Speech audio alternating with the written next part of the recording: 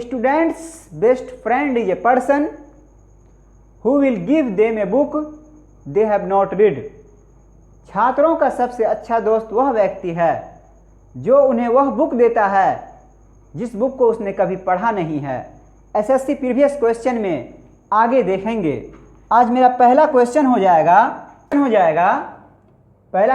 जाएगा ए city dweller dweller a city dweller finds it difficult to pass away the time in a village। अब question पहले समझते हैं, पहले एरर देखते हैं इसका एरर कहाँ पे है। देखिए इसका एरर जो है ना, देखिए इसमें कहना चाह रहा है सिटी डेवलर का मतलब होता है शहर में रहने वाला। सिटी डेवलर का मतलब क्या होता है? शहर में रहने वाला, शहर में रहने वाला है ना। ड्वेल होता है ड्वेल DWE ड्वेल का मतलब होता है रहना, और ड्वेलर का मतलब है रहने वाला। DWE ड्वेलर का मतलब होता है रहने वाला, और सिटी मतलब शहर होता है।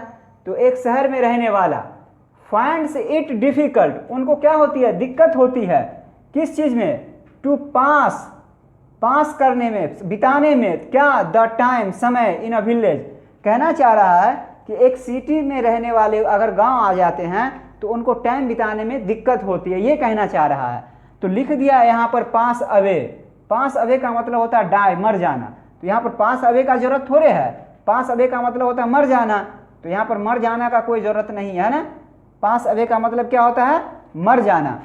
लिख लीजिए इसको भी, पास अवे इसका मतलब होता है डाई, DIE डाई, मर जाना। तो यहाँ इसका मतलब क्या हो गया? एक शहर में रहने वाले को अगर गांव भेज दिया जाए तो उनको टाइम बिताने में दिक्कत होती है। तो टू पास द टाइम होगा, टाइम बिताना ना, समय बिताना। पास अवे का मतलब होता है मर जाना, इसका यहाँ पे कोई ज़रूरत नहीं था, वो अवे नहीं होगा। अगला क्वेश्चन हो जाएगा, अगला क्वेश्चन देखेंगे। नेक्स्ट क्वेश्चन हो जाएगा हम लोगों का, विजिटर्स वर, क्वेश्चन लिखेंगे अगला question, second question, visitors were not permitted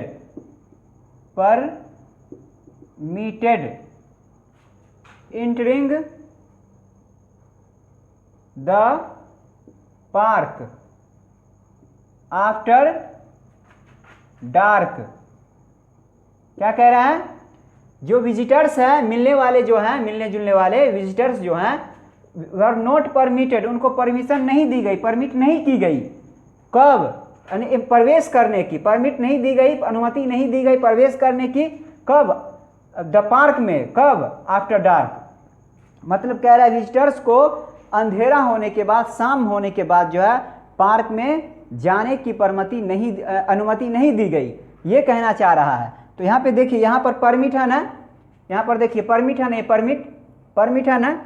permit के बाद जो है परमिट, PERMIT, परमिट प्लस क्या होता है? परमिट प्लस 2 + V1 फॉर्म होता है। इस तरह से होता है कंडीशन, इजेरेंट फॉर्म नहीं होता है, इन्फिनिटिव होता है ना। तो यहाँ पे क्या हो जाएगा? Permitted to enter, ENTER, permitted to enter the park. Visitors को परमिट नहीं की गई प्रवेश करना पार्क में। कब? अंधेरा होने के बाद। ये इसका ट्रांसलेशन था। परमिट प्लस 2 + V1 फॉर्म होता है, इसको याद रखना है कि परमिट के बाद 2 आएगा फिर V1 आएगा। अगला क्वेश्चन हो जाएगा, नेक्स्ट क्वेश्चन देखेंगे। अगला सवाल हो जाएगा हम लोगों का, अगला क्वेश्चन हो जाएगा 3rd नंबर का question, the 5th and final act of Macbeth contain the sleep walking scene, SCNE scene, SCENE scene. क्या कह रहा है? फिफ्थ और फाइनल एक्ट ऑफ मैकबेथ। देखिए कह रहा है पांचवा और फाइनल एक्ट जो मैकबेथ का है उसमें क्या है? स्लीप वॉकिंग सीन है। कंटेंट मतलब उसमें है क्या है? स्लीप वॉकिंग सीन है, मतलब कि नींद में टहलने वाला जो सीन होता है ना वो है। मैकबेथ एक राइटर है, एक आदमी का नाम है ये। मैकबेथ एक आदमी का नाम है, एक राइटर है। इनकी जो किताब इन्होंने इनका जो पांचवा फिफ्थ एंड फाइनल एक्ट जो है मैकबेथ का, फिफ्थ एंड पांचवा और फाइनल एक्ट जो है उसमें क्या है? स्लीप वॉकिंग सीन के बारे में है। तो अब बात को समझिए, यहाँ फिफ्थ एंड फाइनल एक्ट है। फिफ्थ एंड फाइनल जो है, फिफ्थ एंड फाइनल, ये सब्जेक्ट सिंगुलर है। तो यहाँ पर कंटेंट कैसे हो सकता है? कंटेंट्स होगा यहाँ पे। फिफ्थ एंड फाइनल सिंगुलर है, अगर ये सिंगुलर है तो सिंगुलर सब्जेक्ट क्या लेता है? सिंगुलर वर्ब लेता है। तो इसके अकॉर्डिंग क्या यहाँ पे क्या आ जाएगा? ये सब्जेक्ट है तो इसके अकॉर्डिंग क्या आ जाएगा? कंटेंट्स हो जाएगा, कंटेंट नहीं होगा। इसका ट्रांसलेशन फिर से समझ लीजिए। पांचवा और फाइनल एक्ट मैकबेथ का, उसमें क्या है? स्लीप वॉकिंग सीन है, कंटेंट है उसमें। मतलब कंटेंट मतलब होता है उसमें ऐसी चीजें हैं। और देखिए मैंने यहाँ आप कह सकते हैं कि एंड से जुड़ा हुआ है, तो एंड से जुड़ा हुआ तो कंटेंट्स कैसे होगा? तो और क्या क्या हो सकता है? जैसे हम लोग कहते हैं ना cats and dogs, cats and dogs कहते हैं, ये भी क्या लेगा? सिंगुलर ही लेगा। क्या कहते हैं? कैट्स एंड डॉग्स कहते हैं, है ना। और क्या हो सकता है? और हो सकता है ब्रेड एंड बटर हो सकता है, ब्रेड एंड बटर हो सकता है ना। और क्या हो सकता है? और क्या हो सकता है? इस तरह कहते हैं द सम एंड सब्सटेंस हो सकता है। और हो सकता है द सम एंड सब्सटेंस हो सकता है, द सम एंड सब्सटेंस हो सकता है, सब्सटेंस हो सकता है ना। इसका कैट्स एंड डॉग्स का मतलब क्या होता है? कैट्स एंड डॉग्स का मतलब होता है मूसलाधार होता है इसका मतलब। इसका ब्रेड एंड बटर क्या होता है? ब्रेड एंड बटर मतलब खाने वाला जो होता है, ब्रेड एंड बटर, मक्खन जो होता है वो होता है। और सम एंड सब्सटेंस का मतलब क्या होता है? Sum and substance, sum and substance का मतलब होता है मूल बातें, है ना, मूल बातें, मूल बातें। अगला सवाल देखेंगे, अगला क्वेश्चन हो जाएगा, अगला क्वेश्चन हो जाएगा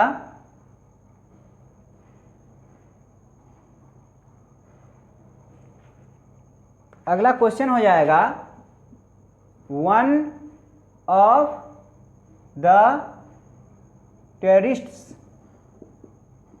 of the Kashmir valley are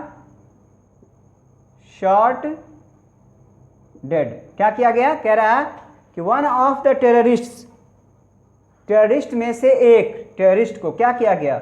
और कहाँ का? Of the Kashmir valley, Kashmir घाटी का जो बहुत सारे टेररिस्ट है उसमें से एक टेररिस्ट को क्या किया गया?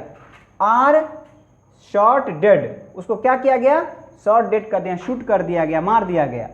तो आप बात को समझिए, यहाँ पर जो है ये जो है वन ऑफ है ना, इसके अकॉर्डिंग यहाँ पे क्या आएगा? इज आएगा। सब्जेक्ट ये है ना, यहाँ पे क्या हो जाएगा? इज हो जाएगा। अब क्या मैटर है? वन प्लस ऑफ प्लस क्या स्ट्रक्चर, क्या हम लोगों का स्ट्रक्चर है? One plus of plus PCN plus SV, ये होता है। वन रहेगा, ऑफ रहेगा तो पुलर काउंटेबल रहेगा। तो वन है, ऑफ है, पुलर काउंटेबल नाउन है, टेररिस्ट को गिनती कर सकते हैं हम लोग। पुलर काउंटेबल नाउन रहेगा और वर्ब क्या रहेगा? सिंगुलर रहेगा। तो इसका ट्रांसलेशन फिर से समझ लीजिए, one of the terrorists of the Kashmir valley is shot dead. Kashmir valley में जो टेररिस्ट है बहुत सारे, उन टेररिस्ट में से एक टेररिस्ट को शॉट डेड कर दिया गया, शूट कर दिया गया। ये इसका ट्रांसलेशन था। अगला क्वेश्चन देखेंगे, अब नेक्स्ट क्वेश्चन देखेंगे, लिखेंगे next question 10 kilometres, 10 kilometres are a long distance to walk.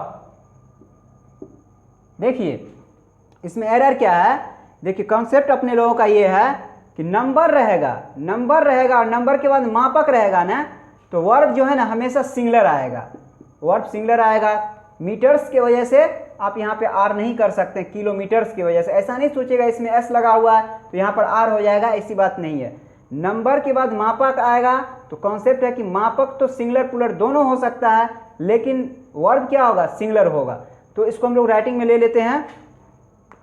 हाँ, इसका मतलब क्या हो गया, 10 kilometre is a long distance, 10 kilometre जो है एक लॉन्ग डिस्टेंस है, काय के लिए, वॉक करने के लिए, टू वॉक करने के लिए, एक लंबी दूरी है 10 किलोमीटर टहलने के लिए। कॉन्सेप्ट लिख लेते हैं स्टार में, मापक के बाद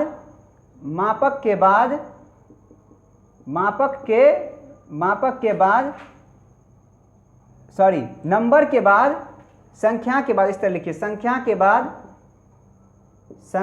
बाद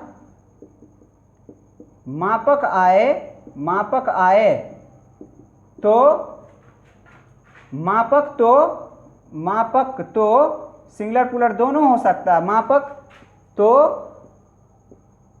सिंगुलर या प्लूरल हो सकता है, सिंगुलर या प्लूरल हो सकता है, सिंगुलर या प्लूरल हो सकता है, लेकिन क्रिया केवल सिंगुलर होगा, क्रिया केवल सिंगुलर होगा, क्रिया केवल सिंगुलर